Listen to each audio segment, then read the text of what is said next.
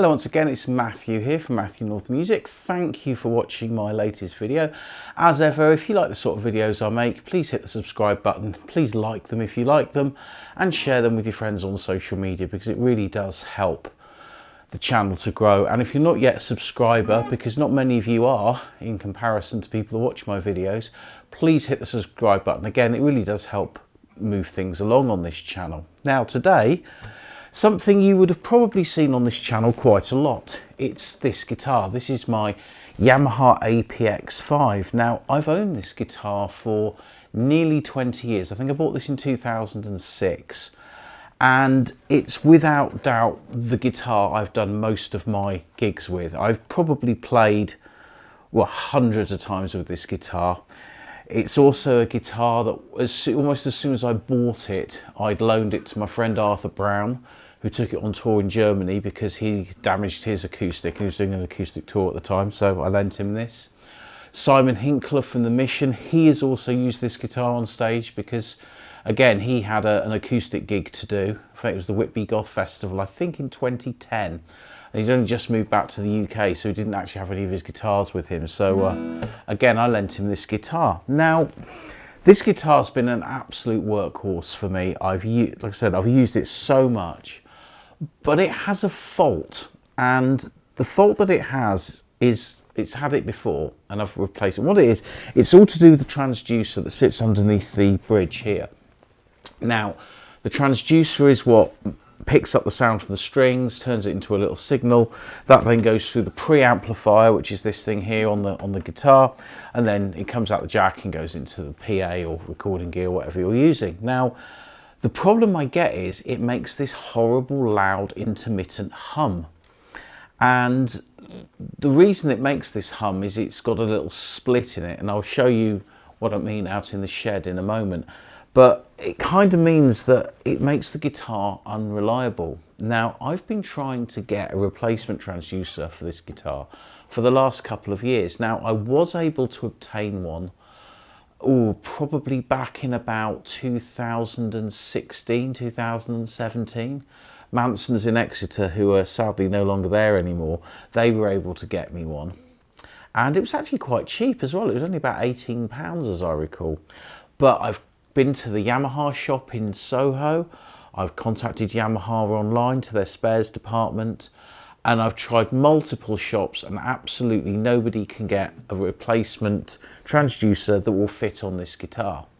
So what I've done is, I've got another one made by a different brand, and I'm gonna see if I can get it into this guitar. And if I can, brilliant. And if I can't, then I might be a bit stuffed for my gig on Saturday.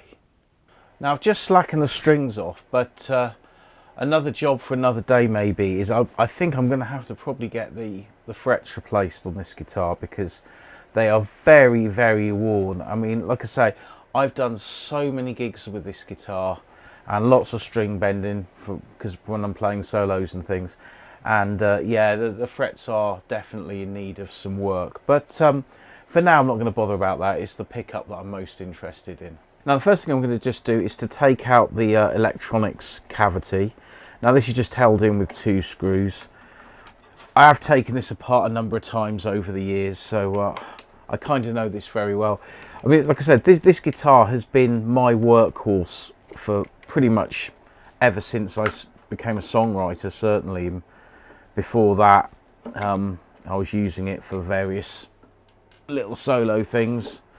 But on the back here, if you look in there, you can see this just plugs in off the pickup, and it's like this a little 3-pole connector rather than it being a jack. So with this I'm going to have to make some sort of adapter to go to the pickup that I've got, and it's got 3 wires on here, which is interesting. So I need to work out what's what.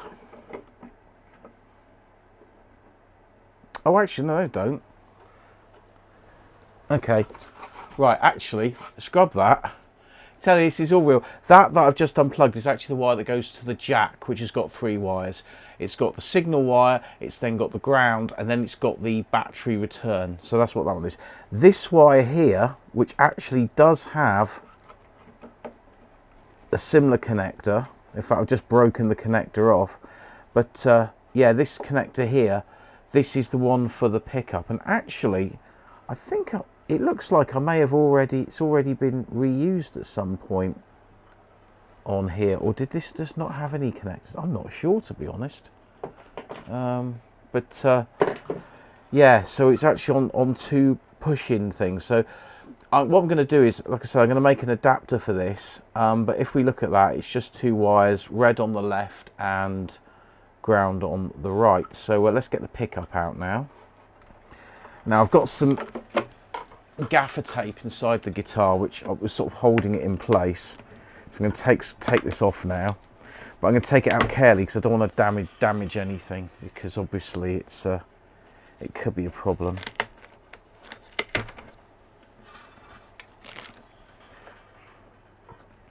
But yeah, we always, like I said, we've got these push-on connectors. Now, I've got some of these actually for doing other things. So I'm going to try and make an adapter with those, I think.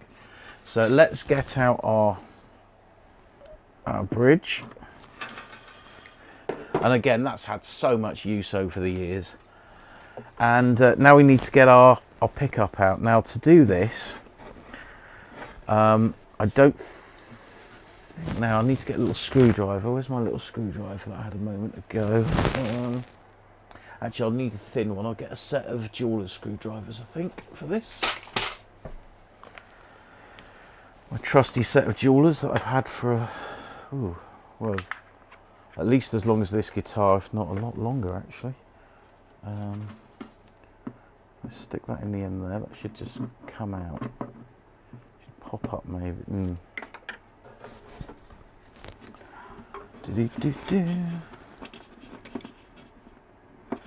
I've got some gaffer tape on this end as well. Take that out. Oh, I see the wires up this end. Okay.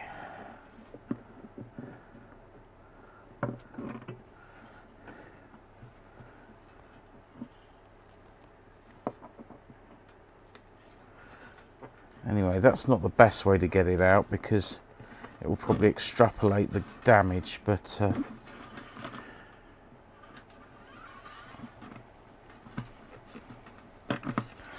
anyway, there's our original transducer, and you can see I have tried taping it or gluing it. I think I can put some gaffer tape over the glue, and like I say, because that bends that way, it causes the hum. So we've taken that one out, and what we've got instead is we've got this one. Now this has got a jack on the end, and what I didn't want to do is I didn't want to chop the jack off and you know, put wire connectors on it, which I still could possibly do. But what I have done is I've just bought this. I've bought a 2.5mm socket that will go into. And the idea with this is I will put some wire on this, go into some push-on connectors and see if that will do the job. But first what I'm going to do is I'm just going to put this in place and see if it physically fits, because if it doesn't physically fit, then there's no point in carrying on. But so far it's looking as if it might. Now I may need to shuffle it along a little bit, which it will go along. That's good. And so if the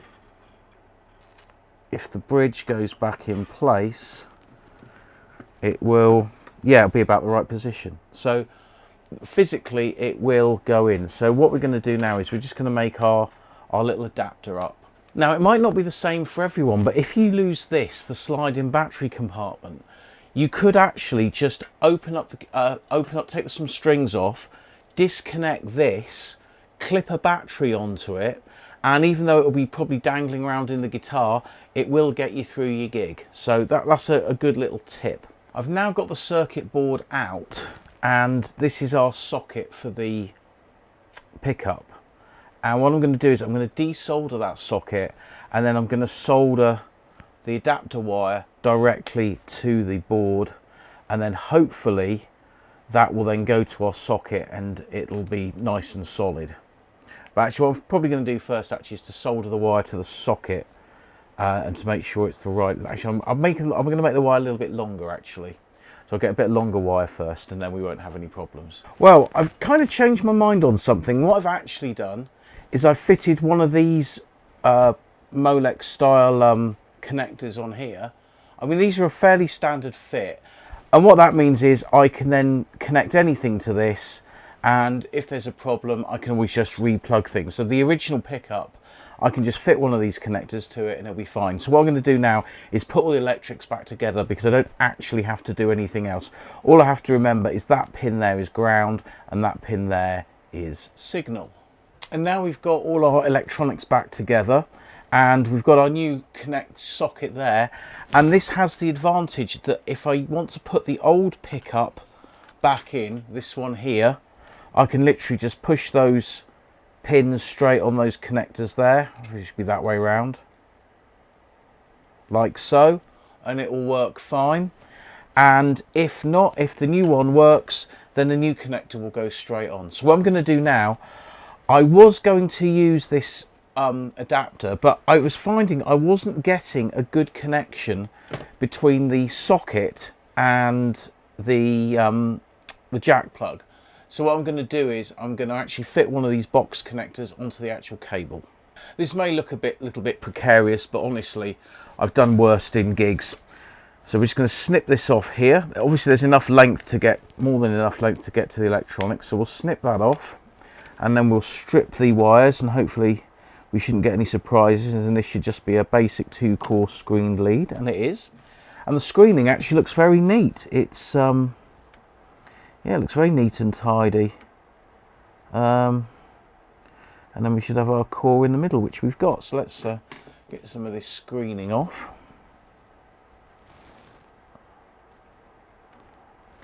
And I'm really hoping that this is going to work, because if it does, it means A, this guitar's not going to have a problem for my gig on Saturday, and B, it means if we ever have this problem again, it's going to be much, much easier to replace the transducer. And in actual fact, if I find other guitars that have got the same fault, I mean, I might find another APX5 with the same fault, then I can pick up the faulty guitar and I can repair it, and I can have that as my backup, because I would quite like to have a backup that's actually the same guitar. I did have an APX500 for a little while, and then I stopped gigging for a bit, so I found I didn't need it, because I don't really like keeping guitars if I'm not gonna use them. Anyway, let's get our 2-pin connector, which will be this one here. And if we look at the back here, we can see that the connection, probably can't see actually. You can see here the connection is actually, it goes in that way, like that. So I will put these little pins on. If you ever solder these, they are a bit of a faff, but they do tend to work quite well. Now, I did wonder, should I need to stick some heat shrink over it? And I think I probably will, actually. So I'll just get a little bit of heat shrink out. And if you want to get heat shrink, this isn't obviously sponsored by anybody. However, Lidl seems to have heat shrink in stock fairly regularly, and they do either normal black heat shrink, or you can get the sort of coloured heat shrink, which is actually quite nice to have, especially if you're heat shrinking lots of different cables and you want to be able to identify between them. So yeah, so I'll put that bit of heat shrink on there first.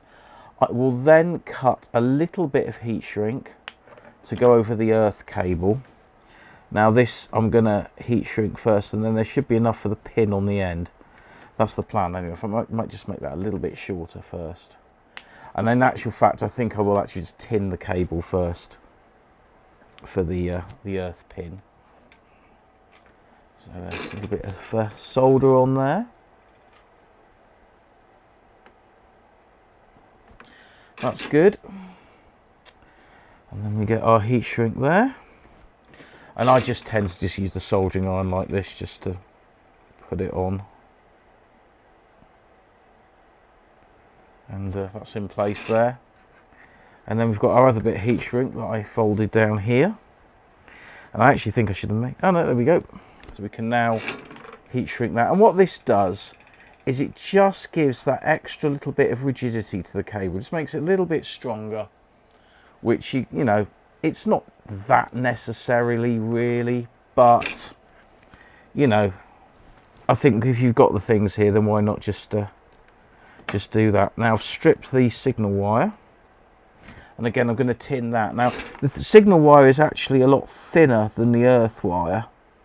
And so, if you do have it made rigid, then the earth wire should take most of the strain.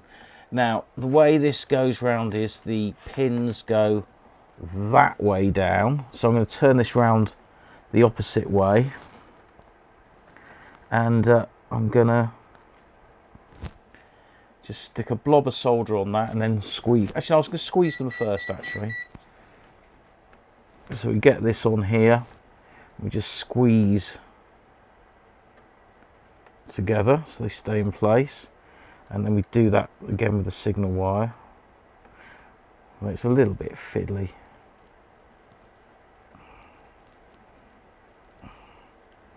Well, I think that's in place on the earth, so let's quickly solder that in and then snip it off.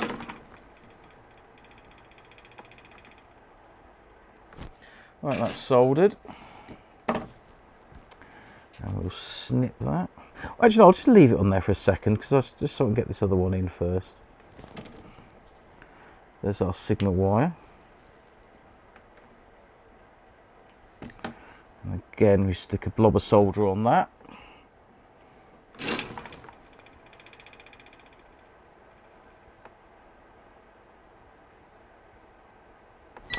Okay, so that's my voltmeter telling me I've left it switched on. Although it switches itself off anyway, so I kind of think, what's the point? You may as well just switch yourself off anyway.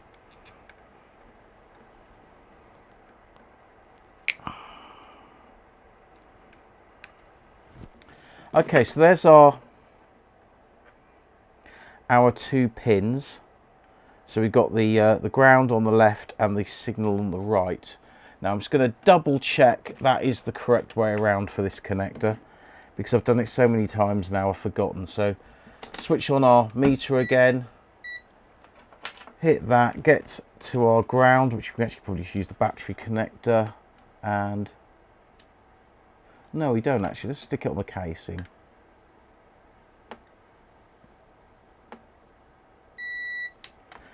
Oh, where's there somewhere I can pick up ground? I'll be on one of the signal wires. I think it's the middle one. Yeah. Yeah. Yep. The right hand side one is ground, which is what I think I've said all along. And even holding the original wire that goes in that way, ground is that way. So we hold this in that position, ground is this side, and the signal is the other. So let's just move these around.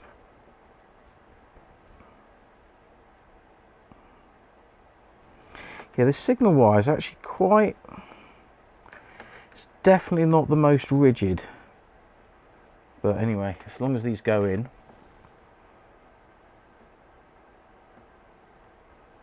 Yeah, that's gone in. Has our ground gone in yet? Okay, so our connection is now made. All we need to do now is to pop this back in, plug it all in and see what happens. Okay, I haven't put all the strings back on, but I've just literally plugged into my my little orange amp, and so we are getting sound out. So the transducer is working. So what I'm going to do is I'm going to restring and we're going to plug it in and actually see what it actually sounds like and whether it sounds good enough. But I am pleased that from a purely electronic point of view, it is now working. Well, the proof of the pudding, as they say, is in the eating and all of that. So what I've done is I've got the guitar literally just plugged in and I'm just going to do some sound tests. So what I've got at the moment, everything is set dead center on the guitar, all the EQs in the middle and the mid sweeps in the middle. And so I'm just going to play a few chords.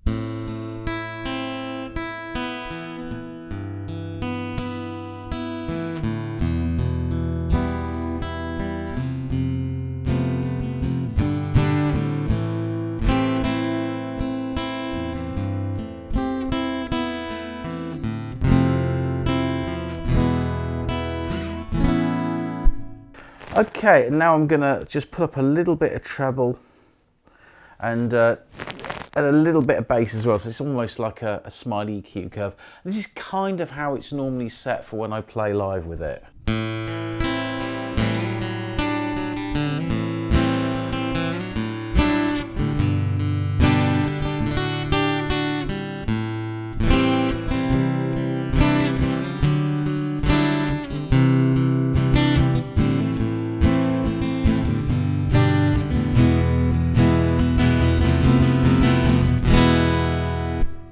So yeah, and then I'll maybe stick a bit more bass up, a little bit of mid, and bring the treble down a bit.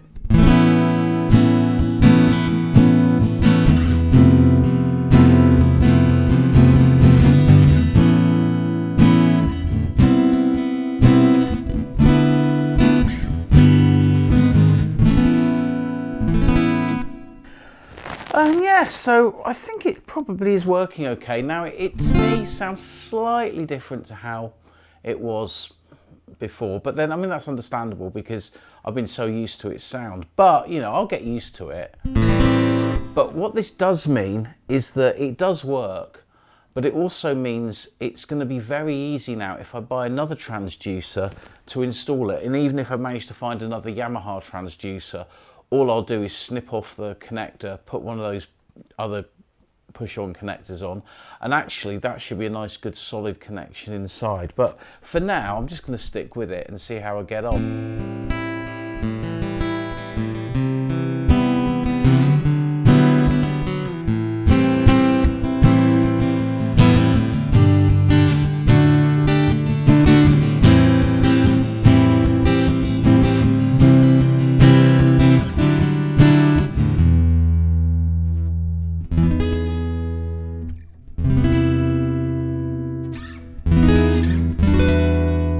So yeah, I think it's worked quite well. And as I say, you know, if you've got no other choice, which is what I have for this guitar, then you sometimes just got to bite the bullet and give it a go and see if it works. So yeah, I'm happy with this for the time being, and I will stick with it and hopefully have a good gig on Saturday. Anyhow, thanks for watching the video. I hope you found it useful. And again, if you are an APX owner and you've had that same problem with the pickup buzzing, and you found another solution, please let me know in the comments, because it would be really good to talk about this a bit more, because as I say, there's not a lot of stuff online about these guitars, and yet Yamaha sold these by the bucket load, so there must be plenty of people using these, and there's probably plenty of these in people's lofts because they've had this same fault. Anyway, as I say, thanks for watching. I'll catch you on the next one.